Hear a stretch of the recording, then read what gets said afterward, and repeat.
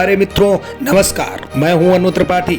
आज हम आपको बताने जा रहे हैं श्री चतुर्भुज बाबा मंदिर के बारे में। बताया जाता है कि बाबा चतुर्भुज बहुत ही शक्तिशाली बाबा है। ये विष्णु भगवान का कानपुर देहात में एक ऐसा मंदिर जो वाकई में आप देखने को मजबूर हो जाएंगे।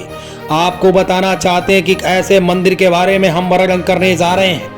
वहाँ के जो गुरु जी हैं अशोक अवस्थी जी, उनके द्वारा हमें जानकारी प्राप्त हुई। उस जानकारी को आप जरूर सुनिएगा। अगर आपके भी मन में कोई तमन्ना है तो बाबा से घर बैठे जरूर कहिएगा, बाबा अवश्य पूरी करेंगे। लेकिन ध्यान रहे, आपको बाबा के दरबार में आना होगा। अगर आपकी तमन्ना पूरी हो जाती है और इस वीडियो को शेयर करके ज्यादा से ज्यादा लोगों तक जरूर पहुंचाएं। हर किसी की कोई ना कोई समस्या है, उस समस्या का समाधान पाने के लिए बाबा विष्णु भगवान से जरूर जुड़ें। आइए बताते हैं यहाँ के बारे में। यह एक मंदिर यहाँ का सबसे प्राचीन एवं भव्य मंदिर है। इसकी दिव्यता से जुड़ी अनेक जनश्रुतियां आज भी लोगों के बीच चर्चा का विषय बनी रहती हैं। बिजली के गिर जाने से टूटे पुराने मंदिर के उसी स्थान पर नए मंदिर का निर्माण कराया गया है, जिसका प्रथम पूजन नैमिष पीठाधीश्वर स्वामी विवेकानंद ने किया था। बाबा के दर्शन के लिए बड़ी दूर दूर से लोग प्रतिदिन आते हैं। कहते हैं सच्चे मन से इनके दरबार में की गई प्रार्थना कभी निष्फल नहीं होती। मंदिर की पूर्वी सीमा से सटा विशालकाय तालाब है, जिसके तीनों ओर पक्की सीढ़ियां बनाई गई हैं। आपको बता दें, जिन पर बैठकर पुरुष एवं स्त्रियों के नहाने की अलग अलग व्यवस्था भी की गई है। जटिल तपस्वी की तरह मंदिर परिसर में खड़ा वट वृक्ष दर्शनार्थ आने वाले लोगों को शीतल छाया प्रदान करता है। इसके अतिरिक्त परिसर में स्थापित अन्य मंदिर इसकी शोभा और बढ़ा देते हैं।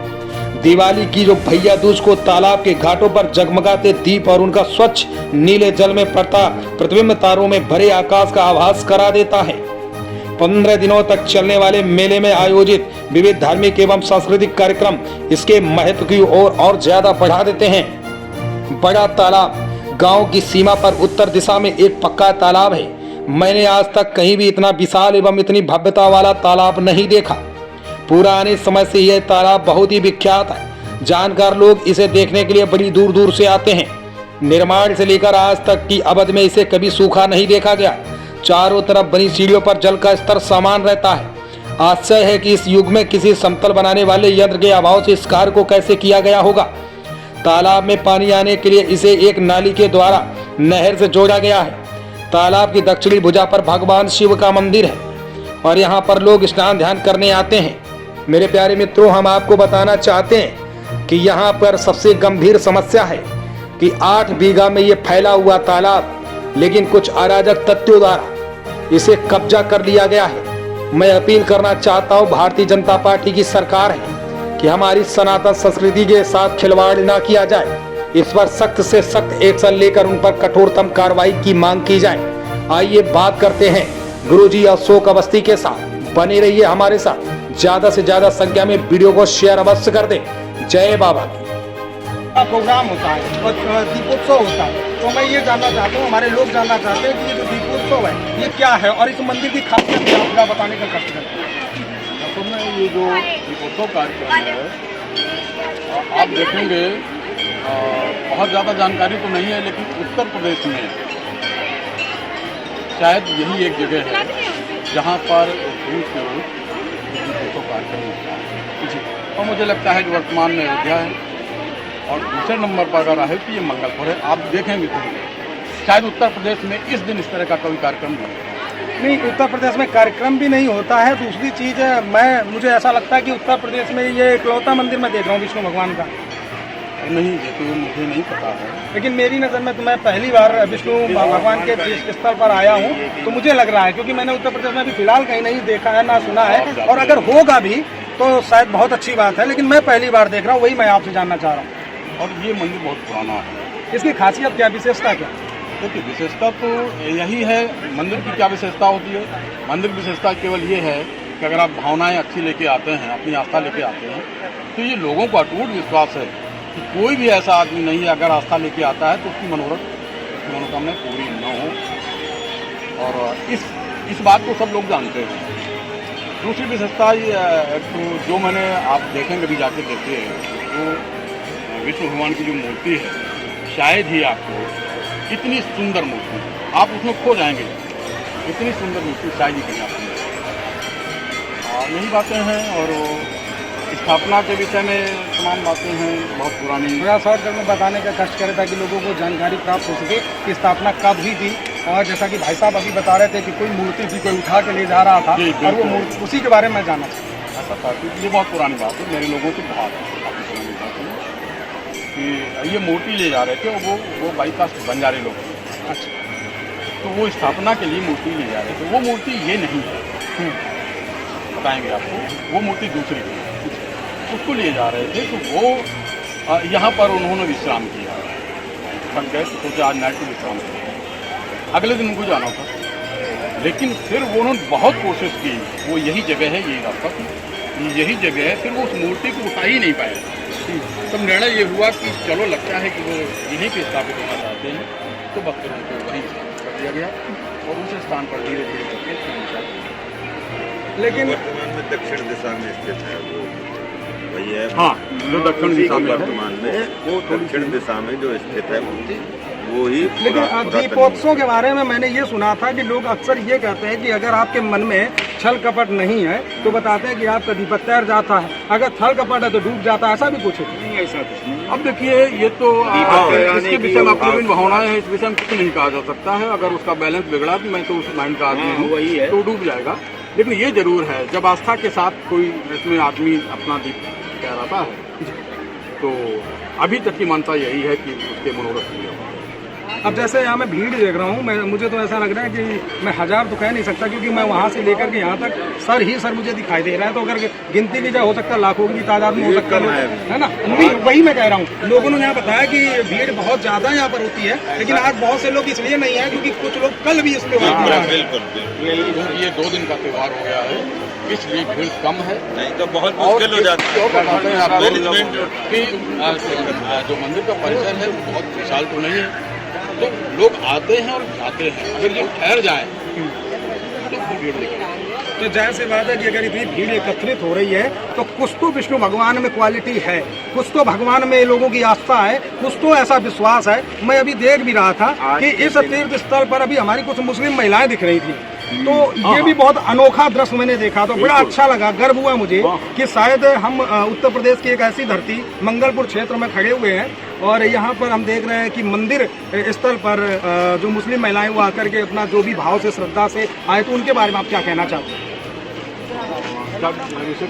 जैसे मुस्लिम महिलाएं जो भी यहाँ आई थी, वो मैं देख रहा था फोटो वगैरह दीप दान वगैरह देख रही थी। मैं आपको एक बात बता दूँ, मेरे यहाँ जो मुस्लिम आबादी भी है और लेकिन मुस्लिम आबादी और हिंदू आबादी के बीच में हम लोग ताजिया में शामिल होते हैं, उनको उत्सव को मनाते हैं। और तमाम ऐसे मुस्लिम हैं जो हिंदू धर्म की रीति रिवाज को वो भी आते हैं इसी मान्यता से लेकर कि शायद अगर प्रार्थना करेंगे तो मेरे भी काम पूरे हो जाएंगे। ये इनका विश्वास है, ये भी अपना आस्था है, हम उसमें करते हैं। हम लोगों को बीच में कुछ ऐसा नहीं है कि ये इसमें हिंदू कैसे आ गया, इसमें मुस्लिम कैसे आ गया। नहीं, बहुत से लोग जैसे हम देखते हैं राजनीतिक तौर पे पार्टियां जो होती हैं वो अक्सर क्या करते हैं कि हिंदू मुस्लिम करा के राजनीति के वोट बैंक की राजनीति करते हैं और फिर कहते हैं कि भाई मंदिर में मुस्लिम का प्रवेश वर्जित है या मस्जिद में हिंदू नहीं जा सकता। इस तरीके की राजनीति के बारे में क्या कहना चाहते हैं? और मुझे लगता है तो राजनीति तो अच्छी नहीं है। मुझे लगता है कि अगर ऐसे आप देखेंगे तो मेरी जो अपनी धारणा है कि मस्जिद और मंदिर मैंने अपने हिसाब से बना रखे हैं, कोई नहीं जा सकता है। बिल्कुल जा सकता है, ईश्वर का जो घर है वहाँ तो सबके लिए जगह है, कोई भी जा सकता है। और इसमें मुझे लगता है कि इतनी संकीर्ण मानसिकता होनी भी नहीं चाहिए आदमी की, अगर आप वास्तव में भगवान को मानते हैं। वरना तो मुझे लगता है कि आप यदि वो मंदिर जा रहा है तो। लेकिन जैसे यहाँ मैं पब्लिक इतनी सारी देख रहा हूँ तो यहाँ से तो मुझे पता पूरा क्लियर हो गया है कि अगर पब्लिक यहाँ पर आ रही है, भीड़ आ रही है, तो कहीं ना कहीं विष्णु भगवान की कुछ तो कृपा है, जब तभी तो भीड़ आ रही है। अन्यथा उत्तर प्रदेश के अंदर गली से लेकर के जाने कितने जंगलों में मंदिर बने हैं, वहाँ पर भीड़ क्यों नहीं जाती है? यहाँ अगर आ रही तो कुछ तो कारण है, थोड़ा सा उसके बारे में हमें बताएं कि कोई ऐसी खासियत तो होगी या लोगों की मन्नतें ज़्यादा से ज़्यादा पूरी हो रही हैं? आज के दिन 2 बातें रही।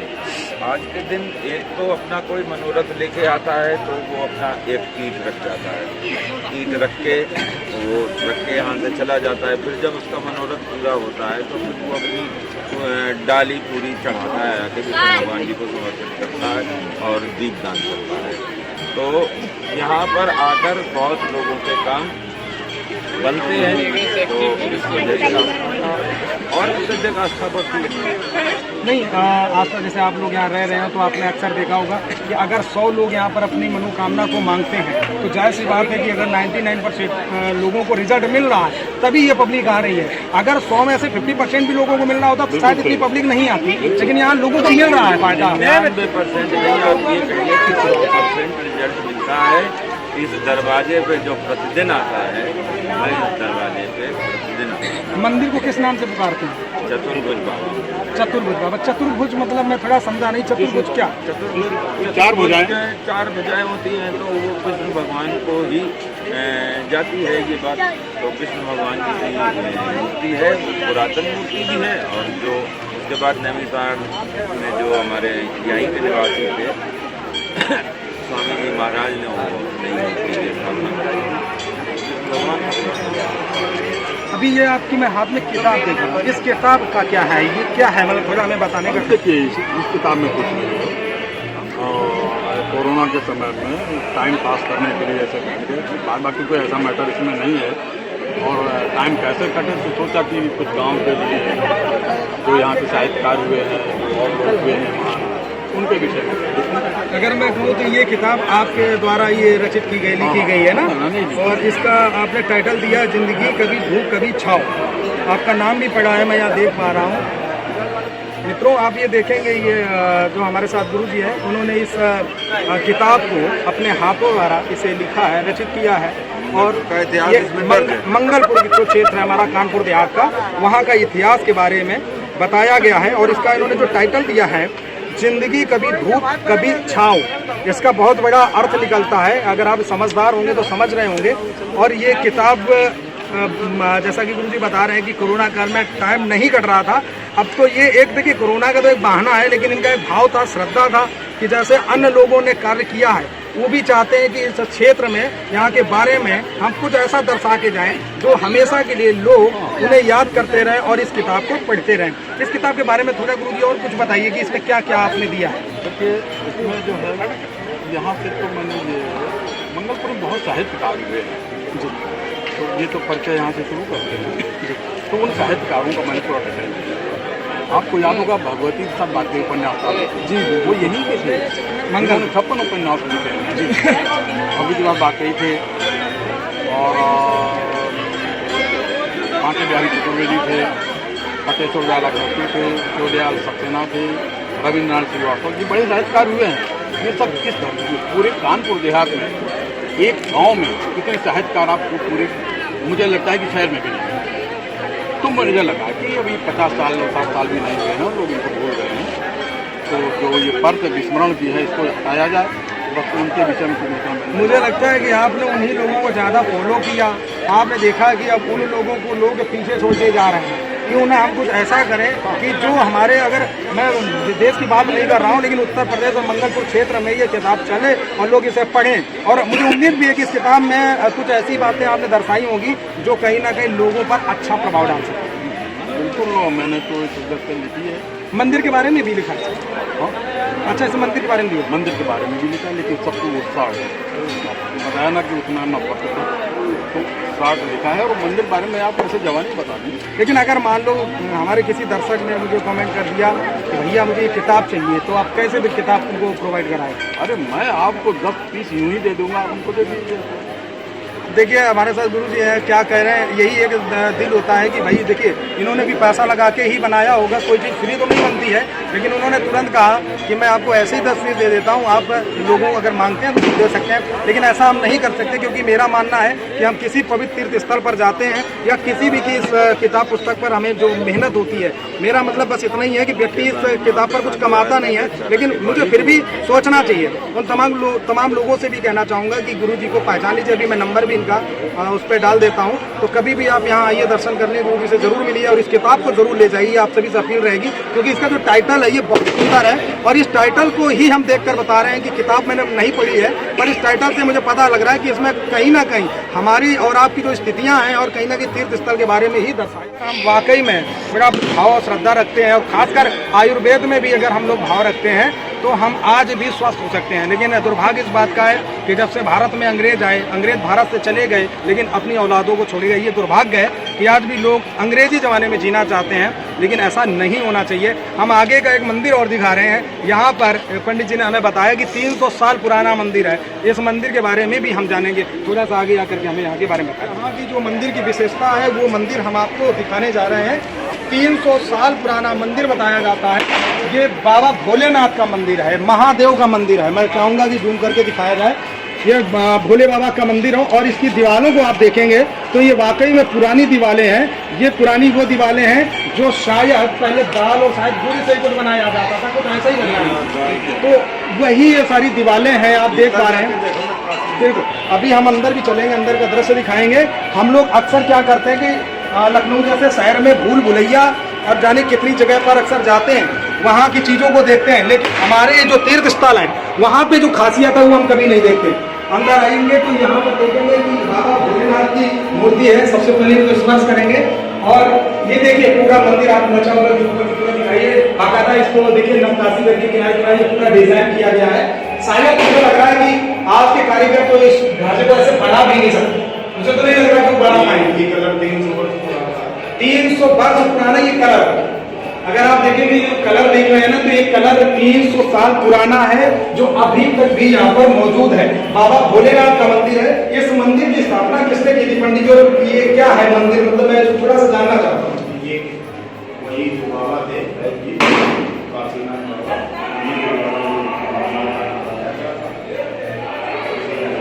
जो अच्छा काशीनाथ जो बाबा थे उन्हीं द्वारा इसको स्थापित किया गया है। और इसकी देख रेख कौन करता है? केदारनाथ के परम लोग को बताते हैं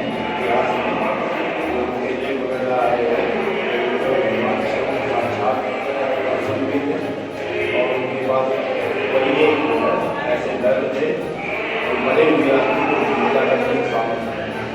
नहीं, तो अभी इस समय इस मंदिर को कौन देख रहा है? अच्छा, आप लोग इस मंदिर का ख्याल कर रहे हैं। लेकिन मैं तो यही चाहूँगा, अपने दर्शकों से भी कहना चाहूँगा कि आप लोग कभी भी इस मंदिर में आते हैं, विष्णु भगवान का मंदिर, मैं आपको एड्रेस डाल दूंगा। इस एड्रेस पर आकर के जो हमारे सनातनी भाई है, जो हमारे सनातन धर्म से जुड़े हैं, मैं उनसे अपील करना चाहता हूँ कि ऐसे ये जो मंदिर हैं, देखिए देख रेख हो रही है, बहुत अगली बात है। बहुत ऐसे मंदिर हैं जो विलुप्त होते जा रहे हैं, उनकी देख रेख तक नहीं हो रही है। मैं चाहूँगा उन तमाम सनातन से जुड़े हुए बंधुओं से अपील करना कि अगर वो यहाँ कभी भी आते हैं तो इस मंदिर को भी जरूर कुछ ना कुछ योगदान करें, ताकि इस मंदिर को हम और भी अच्छी तरह से इसको जिंदा कर सके। हालांकि जितना आप लोगों का प्रयास हो रहा उतना तो आप लोग केयर कर ही रहे, क्योंकि अगर केयर ना होती तो ये मंदिर तक रह सकता।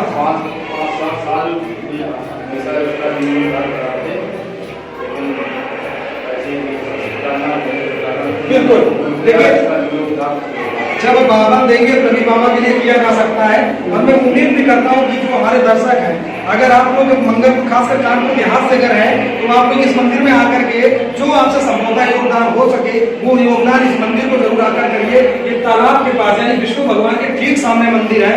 मैं यही अपील करना चाहूंगा कि जो आपसे श्रद्धा भाव बने वो आकर के यहाँ पर अपने मंदिर के लिए करें, अपनी सनातन संस्कृति को बढ़ाने का प्रयास करें। जैसे हम आपको हर तीर्थ स्थल के नजारे दिखा रहे हैं, ये क्यों दिखा रहे हैं? एक निस्वार्थ सेवा भाव लेकर दिखा रहे हैं, मेहनत करके दिखा रहे हैं, ताकि आप जो सोए हैं आपके अंदर एक जागरूकता है और हमारा जो धर्म जो धीरे धीरे गड्ढे की तरफ चल रहा है, हम उससे उछाल कर एक पृथ्वी लोक पर आ सके। क्योंकि हमारा जो धर्म है कहीं ना कहीं पृथ्वी से नीचे जाता हुआ नजर आ रहा है। हम चाहते हैं कि पृथ्वी लोक पर हम जैसे पहले रहते थे, एक सतयुग और त्रेता द्वापर में, उसी तरह हम लोग यहाँ फिर से आजादी से रह सके। अपने धर्म से जुड़े हुए जो हमारे तीर्थ स्थली है, मंदिर है, उन्हें हम नया रूप दे करके तैयार कर सके, ताकि लोग यहाँ आकर के भक्ति यहाँ पर कर सके। और भी हमारे साथ में लोग हैं। भैया आप इस मंदिर के बारे में कुछ कहना चाहेंगे? इसके पहले कभी आते थे आप? अच्छा, हमेशा आते हैं। तो यहाँ के मंदिर के बारे में कुछ बताएंगे आप? बहुत पुराना है, लेकिन यहाँ कमी है, यहाँ पे रख रखाव नहीं है, देख रेख नहीं हो पा रही है।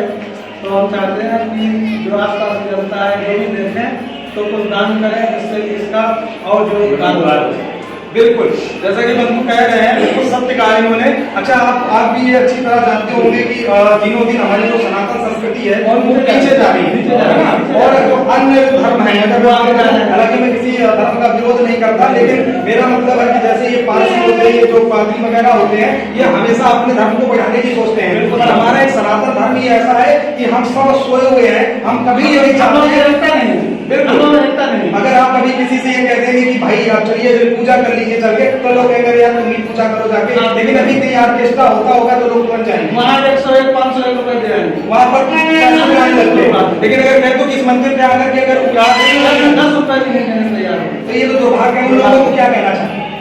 ये वो अपना जो है अपने समाज को नीचे ले जा रहा है।